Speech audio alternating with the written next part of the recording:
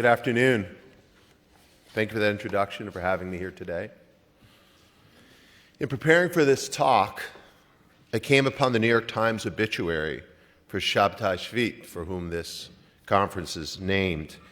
A Mossad chief and spy master, he was known for his discretion, once telling a reporter, "I hope not to regret anything I say today, but I do regret, at least myself, that I have to even be here to have this conversation on a topic that is so urgent." You know, when I visited Israel in December 2023 for the first time after the massacre, I met with a high-profile former major general in the IDF. We sat in a conference room in Tel Aviv, overlooking the skyline, and he somberly explained to me, Israel is fighting in a seven-front war. And he enumerated the battlefields: Gaza, Judea and Samaria, Lebanon, Syria, Iraq, Yemen, and Iran. I paused and said, that may be right, but I think what you're missing is that there's an eighth front where the fighting is as vicious. It's the information front. And I told him, that was then in December 2023, I'm afraid that Israel and the Jewish people are losing there on the eighth front, and I think it's going to get worse. Boy, was I wrong. It didn't get worse. It got catastrophically worse.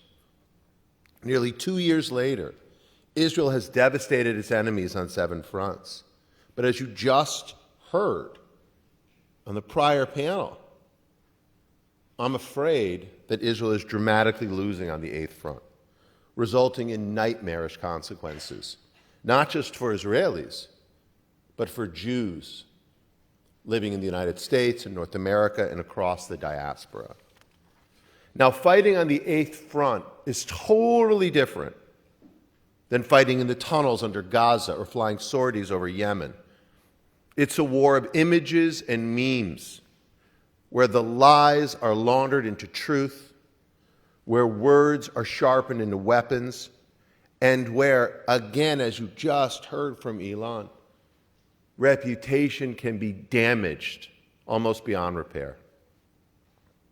Now, in many ways, that battle, the battle on the eighth front, began way before 10/7.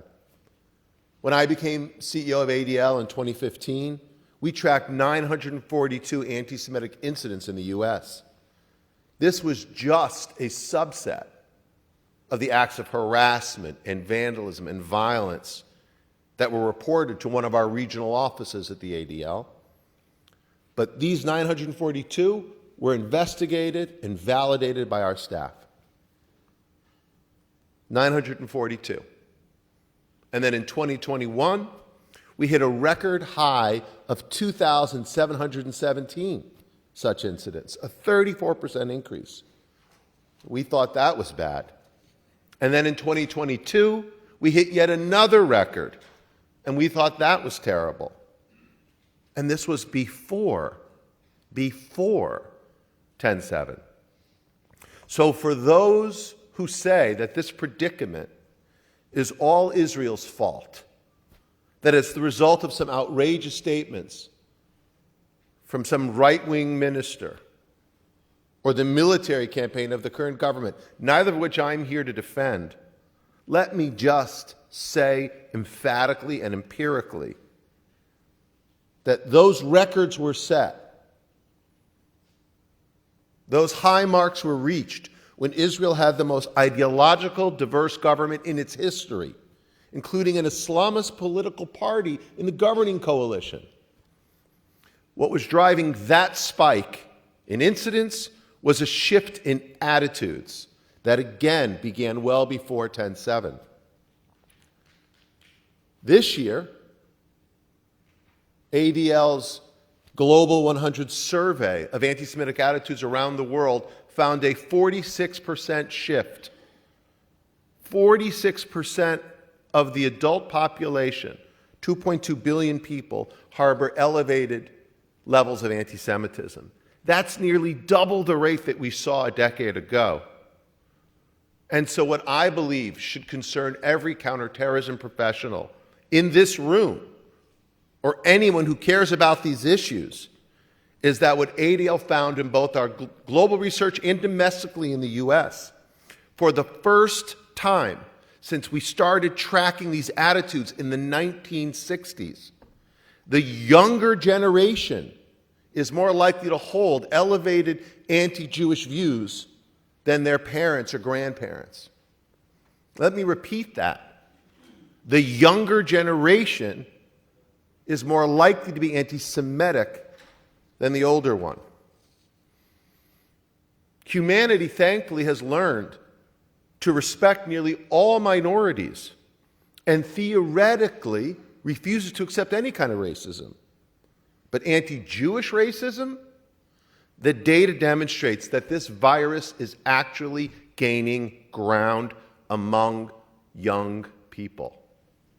My friends, that's not just some simple demographic shift or trend. This is a generational time bomb that endangers all of us. But it's even worse than that, because the bomb was planted and the fuse was lit a long time ago. Again, before October the 7th. I say this because beyond a shadow of a doubt, it's clear that our adversaries have been preparing for this moment for a long, long time. ADL researchers uncovered on October the 8th, Sunday, October the 8th, as IDF soldiers were still tracking murderous terrorists in Sderot and in the south, as families, including mine, were still wondering what had happened to their loved ones.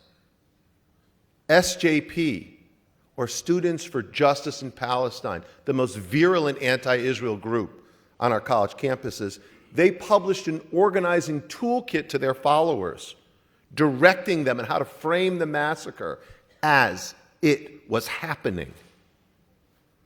These materials, which we have, unapologetically celebrated the atrocities of Hamas and spelled out a new strategy of confrontation that was designed, in their words, to, quote, dismantle Zionism. Make no mistake, these groups were ready. Recall that the first accusations of genocide against Israel happened before any tanks rolled into the territory. In those early weeks, minutes and hours after the massacre began, paragliding murderers were extolled as heroes. The inverted red triangle started to appear everywhere. Posters of innocent hostages, babies and toddlers, were ripped down as soon as they were posted.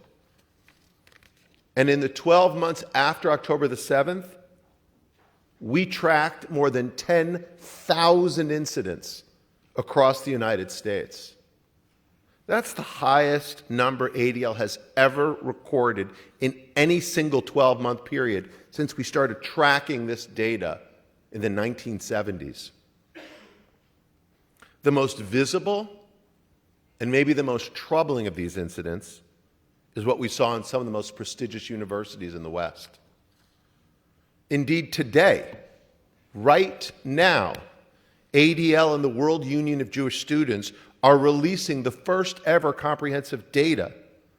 It's a poll of Jewish students worldwide to assess their experience with anti-Semitism. The findings are shocking, if not altogether surprising. Our polling found that nearly 80% hide their Jewish and Zionist identities on campus. Think about that for a moment. Our LGBTQ family and friends are encouraged to come out of the closet, while Jews and Zionists are hiding in it. 1 in 3 know Jewish peers who've been physically threatened. 1 in 5 have seen them physically attacked. Imagine if that were happening to any other minority. There would be universal outrage. But when the victims of the racism are Jews, let alone Israelis, virtually nothing. Let's be clear, I'm not talking about safe spaces or hurt feelings or even free expression. I'm talking about intimidation, discrimination, and violence. Buildings vandalized, classes disrupted, libraries defaced, faculty harassed, students assaulted. The reports remind you of grainy newsreel footage or stories that some of us heard from our grandparents who were describing like Berlin or Vienna in the 1930s. But we're talking about Harvard University in 2023, Sciences Po in 2024, Columbia University in 2025. Now, to be clear, and I don't want to be misquoted, I'm not saying the student protesters are terrorists. They're obviously not the same as Al-Qaeda or ISIS. But you don't need a machine gun or a suicide vest to terrorize. You don't need to be formally organized into a cadre or a cell to operate as an ideological proxy for a foreign power. You don't need to be texting on a telegram chain with Hamas to be furthering their agenda or doing their bidding. And that's exactly what happened on these campuses. Don't believe me? Roll the tape. Masking their faces in keffiyehs, flying the flags of Samadun and Hezbollah, celebrating murderous terrorists like Yawa Sinwar or Layla Khalid, chanting support for Hezbollah and the Houthis with phrases like "glory to the martyrs" and "hit Tel Aviv." And as you know, their patrons noticed. Under the pretense of serving as a news channel, Al Jazeera pumps propaganda into the bloodstream, exalting these chaos agents and demonizing the very students who are being victimized. And at the same time, Hamas leaders resting comfortably in Doha and their sponsors in Tehran didn't even try to hide their enthusiasm. They issued statements glorifying the students and praising the protests against what they called, quote, neo-Nazi Zionists. And Iran's support, of course, wasn't limited to just statements. Their bots on social media spread discord throughout the West. Their hired thugs do even worse. I'm sure many of you saw what happened in Australia just last month, where the Prime Minister expelled the Iranian ambassador. First time it's happened since World War II, because Sydney found that the Islamic Republic had hired thugs to attack local Jewish businesses and synagogues. Now, some might think that this escalating anti-Semitism that I'm describing in Australia or in America and across the diaspora was just a foreign operation. That's not what I'm saying. That may be an element, but it's not the full story.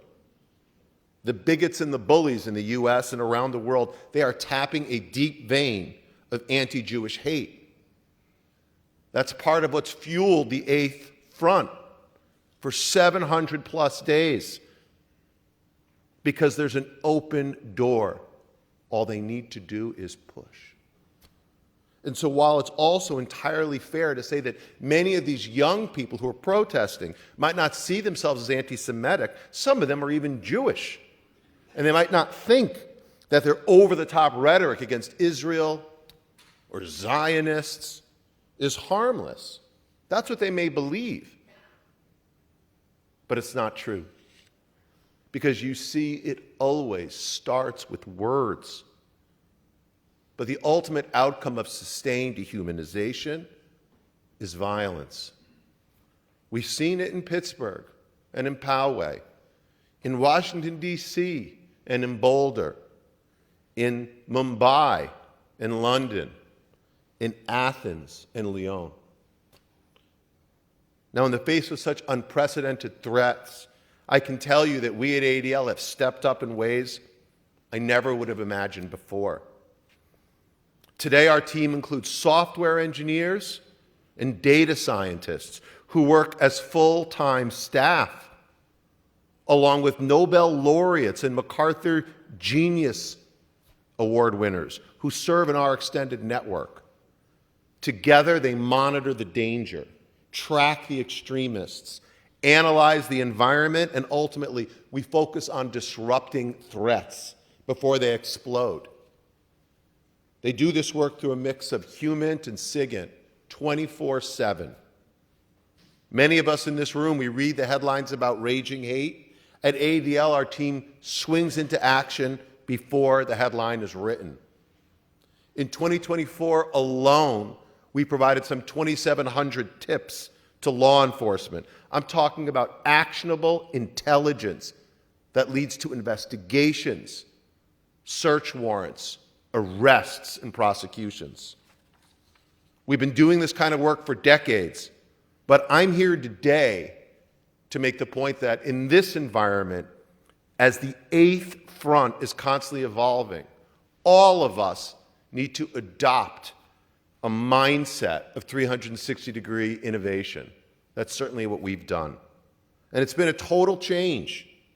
We had to take a long look in the mirror and acknowledge that the world has changed, and so must we. At ADL, we canceled programs that didn't deliver results. We shut down long-standing initiatives that weren't on the critical path. We pulled back on collaborating with partners whose interests no longer aligned with ours. In other words, we stopped playing defense and have moved to offense. You see this in our focus on the courts. In the past 12 months, ADL's filed more lawsuits than in the prior 112 years against extremist groups, elite universities, public companies, school districts, and state sponsors of terror. We've launched innovative products to intercept anti-Semitism before it takes root, whether in the boardroom or in chat rooms, large language models or academic associations, in Wikipedia entries or WhatsApp chats. This work matters, not just for the Jewish people, but for all of society. And this is my last point. At ADL, and we as a Jewish people have learned from painful experience that anti-Semitic incidents often serve as an indicator of the unraveling of shared values. The normalization of anti-Jewish vitriol sets the stage for anti-social vitriol. The routinization of hate-fueled violence lays the groundwork for politically fueled violence. And in recent weeks, we've seen this evil play out in America to deadly effect. In Minnesota, a senior Democratic state legislator and her husband were murdered at the doorstep of their home. And in Utah just last week, Republican activist and free speech advocate and Israel supporter Charlie Kirk was assassinated in broad daylight while exercising his constitutional right to free speech. Now, to be clear, neither of these atrocities were anti-Jewish acts, but I would argue that unchecked anti-Semitism conditioned the climate for these crimes. It's the kind of terror that the non-Jewish world overlooks at their peril. Tolerating chaos directed at the Jewish people, it can mutate into chaos directed at all people. And here's the thing. The individuals perpetrating these actions, they know it. Their goal isn't social justice, it's social unrest. Their objective isn't reconciliation, it's revolution. Their enemies aren't just us, the Jewish people. It's civilization as we know it. You see, anti-Semitism, it's a predictable indicator of anti-Western sentiment. They're not distinct, guys. They're intertwined phenomenon. It doesn't matter whether it originates on a political spectrum, in a religious framework, or some other context. As Rabbi Lord Jonathan Sacks of blessed memory once put it, the hate that starts with the Jews, it never ends with the Jews. That's why fighting anti-Semitism cannot be separated from the broader counterterrorism fight. The ideologies, the networks, they are deeply connected. Plain and simple, anti-Semitism is a national security threat that must be defeated. And so at ADL, we've made our choice. We will never stop. We will never stop fighting the enemies who seek to delegitimize and destroy us. We will never stop exposing those who try to justify their agenda of anti-Jewish racism, whether they call it decolonization or cultural preservation or whatever.